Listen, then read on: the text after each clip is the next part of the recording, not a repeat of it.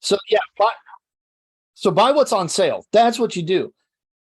All of the speculation that I've just been talking about, is oil going to go back higher? Is inflation going to peak? This is just me preparing my mindset for what to look for in the future. So if consumer staples suffer because of a strong dollar rally, then I might get Coca-Cola, Procter and Gamble, and the consumer staples on sale. So I'm not saying to stay away from them necessarily. I'm just saying you might get better deals in the future. So when the strong dollar does rally, if you get a good deal on Coca-Cola, you can buy it up. Now, if the dollar goes up in price, is oil going to stay high? Because you say inflation, this is just a lull. Oil is most likely going to move higher. I said yes and no. There's too many global geopolitical events that could affect it. So I can't call it, but you're thinking that it will. Will a stronger dollar have a big enough effect on the oil that you actually stay away? It'll cap it. But the inflation expectation that inflation continues to go higher is that the dollar rally right now isn't sustainable, and that it eventually that'll taper off. I don't know if that's going to happen either, because the Fed's raising rates on a pretty consistent basis right now. I'm just laying out scenarios so that people are prepared for what might happen in the future. I'm not telling you to sell your stocks based on it. I'm telling you to raise money and get ready for deals in certain sectors. I tell you what, I sold some profitable stocks this week. I took my profit off the table. I sold Delta. If we would have had this show 2 weeks ago, I would have told everybody to buy Delta. You'd all have a 13% gain right now. I posted it on my Facebook. But you did not post on Stock Twits or Instagram. No. I did post it on Twitter. If you want to follow me at Captain Showstopper. Oh no, don't do that. Don't. Let me talk a little bit about that. The whole reason why I bought Delta, this was prior to earnings. Everybody was worried about the cost of oil and everything, but oil had come down. But the Delta CEO was at the Bernstein 38th Strategic Decisions Conference, and he gave a rather rosy outlook on it. They have a new airlines terminal at LaGuardia. He says LaGuardia will become the best airport in the country. Out of all these predictions, that Delta will have profitability this year, $1.4 billion of free cash flow for the quarter, which they did have. LaGuardia becoming the best airport in the country was the biggest news to me. Right? That's news to me too, because I've been there, and I wouldn't rate that as the best, but I haven't been there in a while, so I don't know. Maybe there's been improvements. So I've never been to LaGuardia, but the LaGuardia, the whole reason I've never been to LaGuardia is because everybody has always told me to use JFK at New York and to stay away from LaGuardia. Wow. I can't pronounce anything right now. I think I'm tired. I think that's what it is. Today's market semi-rally combined with yesterday, very boring to me. I have a week off from work, and I was really hoping for a good deal on the stock market. I'm very disappointed. Anyways, so here's the reasons for buying this and what I did. Okay, the reason why I did it. He said that Delta would come in at the top end of their operating margin guidance, somewhere around 14% for the quarter. They were close to it. He said as far as demand goes, they've never seen anything on the scale. Their consumer is quite healthy.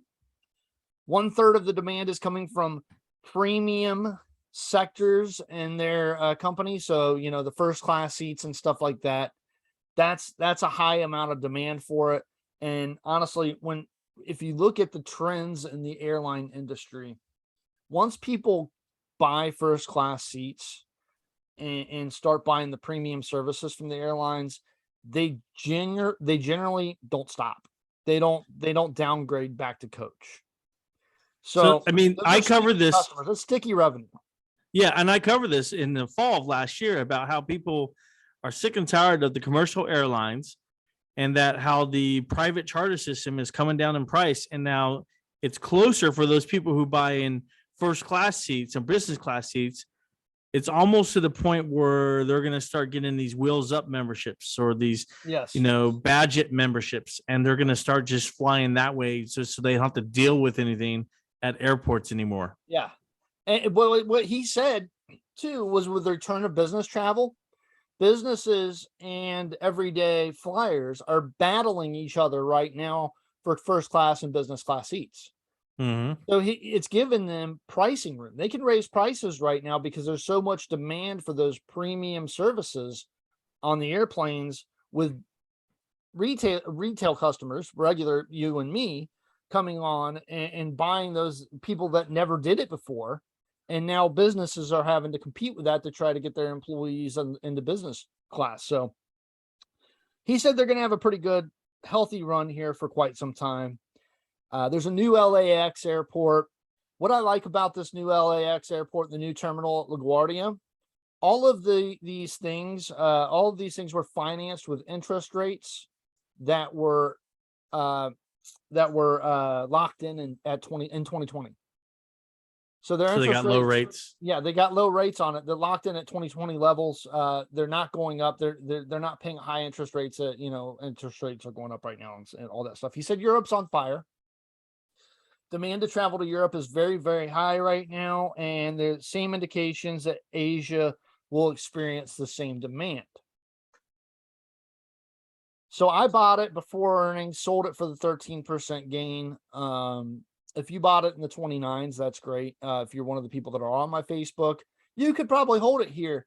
And you still have a pretty good deal on it. The price to sales ratio when I bought it was around 0.58.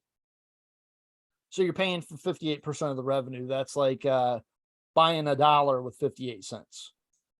It's a good deal, one thing, I love ratios. I know most people don't, but I want to discuss this a little bit. Dave, you're already starting to fall asleep, but that's fine. The price to book ratio here, the price to book ratio on Delta was 6, which is incredibly high. A 6 says overvalued. A price to sales ratio under 1 says undervalued. And it's very rare to have both for the same company. Price to sales ratio was like 0.58. Price to book was like 6. But well, some's throwing off the numbers. What threw it off was all of the cutbacks the airlines made during COVID. Their book value right now is a lot lower because they don't have as many expenses. It's one of the reasons why travelers are getting caught up in record amounts of delays and all that stuff. So yeah, I tell you what, I just went on a flight recently, and as soon as I checked in 24 hours ahead of time on my phone, the first thing that popped up was immediately. I mean, this was 24 hours ahead of time. We'll offer you $600 to switch your flight right away. Right away. I was like, what? Okay. And then I was like, well, let's hold off and let's wait to see if you give me that 10 grand at the last minute or something. This was another one of those weird scenarios that COVID produced. Yeah. At a price to book value at 6, it looks super expensive. But then once you saw the price to sales at 0.58, you realized actually it made it cheaper. Uh-huh. Yep. But American beat them on the recent earnings report. American had a great earnings report versus Delta's in comparison. Well, American's what's up with that? Because I thought I've always had Delta as a higher end company than American. It is, but American's got more depth, and there was a lot more fire and brimstone built into the American Airlines stock than there was Delta. So Delta clearly from 45 down to 29 experienced a huge fall there. But American, people were just kind of expecting that if any of the major airlines was going to fail, it was going to be them. Yeah, I mean, I said that too. It wouldn't have been United. It wouldn't have been Delta. It wouldn't have been any of those. I mean, maybe Allegiant or Spirit, but now those are trying to combine into one. Yeah. The discounts. Now, why did I sell it? I sold it because I don't like being in competitive industries. The airline industry is very, very competitive. I still think that this thing could have a long way to go, but I'd rather be in a company that has its market cornered. All right. If you don't mind, give me 2 minutes to talk about RIOT, and then we can do our final thought, if you don't mind. So on Instagram, I was keeping up with this on Instagram, guys. So if you follow us on Instagram at Chinchilla Pickin', you would have seen posts from me saying, hey, buy RIOT now, right? RIOT went down. I did not call the bottom. I'm never good at calling the bottom. It went down, and I just knew though that this was right near the bottom. So I bought more, lowered my cost basis, and then I bought a little bit more, lowered my cost basis. And then the past 3 days, it has shot back up because I knew levels of Bitcoin had reached a point to where all of these miners and everybody else would have sold enough Bitcoin that they had to cover their expenses, and they didn't need to sell anymore. Right? They started, the cryptocurrency started weeding out all these businesses disappearing, which is what needed to happen. It was healthy for the marketplace.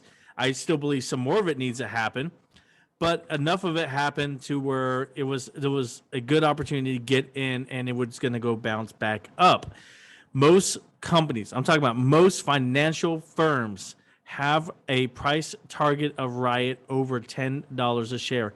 And that's, I would say, of all the ones I've looked at, I have not found a single financial company yet that has a price target of Riot below 10. Not one I've seen yet. If you know of one, DM us, let me know, because I want to know. All of them are over $10 a share. Most of them are at $15 a share. Right now, today was at $7 and change. So if you followed the Instagram post and you saw that I was calling it when it was around 570, you would be making money right now. And I would say, good time to take some profit off the table. I took my profit off the table. I now have cash on hand. I'm looking for my next opportunity. Like Brandon says, there might be another drop in the market, but I'm just throwing that out there that was on Instagram. So if you follow us on Instagram, you would have saw that trade. You would have got in the trade. And then I called when to start selling, when it was a good time to start selling. So follow us everywhere, Stock Twits and Instagram. Brandon, it seems like you have something you want to say to that. Seeing is not believing. Okay, you have to read into it. You have to analyze it. United States Steel seemed like it could be a bull trap to me. It doesn't look like it's going to be, but you're going to have a lot of companies that are like that, especially in the commodity space, that had peak earnings last year and may never return to those earnings levels again. So just because you got a low price to earnings ratio, price to book and price to sales, that doesn't mean that you should buy. You need to look into it more and try to figure out what the reasons for those are. Other than that, the numbers and your analysis won't lie to you. The speculation that I do on the shows specifically to prepare you for what could happen in the future. So get the consumer staples on your watch list, and get ready for deals if the dollar continues to rise. And generally speaking, tech doesn't do so well either if the dollar starts to go on a rise. But in this case, if the dollar continues its strength, then what people are going to start thinking is that the Fed might back off. So with 9.3% inflation and a strong dollar, if the strong dollar continues, it's probably actually going to be good for the FANG stocks. Yep. I'll tell you my final thought, Brandon, is I exited a position in Riot that I was profitable. It's always a good time to take some profit off the table if you're worried about the near term or even long term future. If you see some trouble ahead, take some profit off, take it off. But what I'm looking at going forward is SPY. I mentioned what it did in the recession of 2009. We're in a recession right now. It's a good time to buy. I think we are. It would be a good time to buy, and then you could hold it, and you could double in 2 years, maybe not. I don't know, but you will make money. It will be a good time to buy and get in, and you will make money if you hold it for a long-term investment. I'm looking at a bunch of other ones. I'm staying away from retail right now. I still don't believe retail is a good one. But am I buying oil companies right now? No. I'm watching and waiting. Too many geopolitical events. I don't know what's going to happen. So I'm staying away, but I'm watching. They're on my watch list. I'm more right now looking at the chip sector. I know a lot of political news came out of certain politicians and their family members buying NVIDIA. I own NVIDIA. I would be happy if they bought more of NVIDIA, but that's the greatest stock trader in the world. Yes. But I'm looking at those kind of companies as buy. But the only call I'm making on the show today is SPY, and it's a long-term call. It's not a short-term play. All right. Yeah, I agree. Yeah, I got in at 367, so I'm happy right now, but I wish I would have been able to buy more before it went higher. I didn't get a chance to get to the last subject that I had here, which is really going to irritate the meme stock people again, but don't worry. If I don't get to it to the next show, I'll do it before the next show as like a 10-15 minute break with Brandon. So There you go. And you can also post it on StockTwits and really get to them. yeah. All right, guys. As always, we hope we've been entertaining, educational, and uplifting because we want everyone to make money. Have a good night. Have a good night.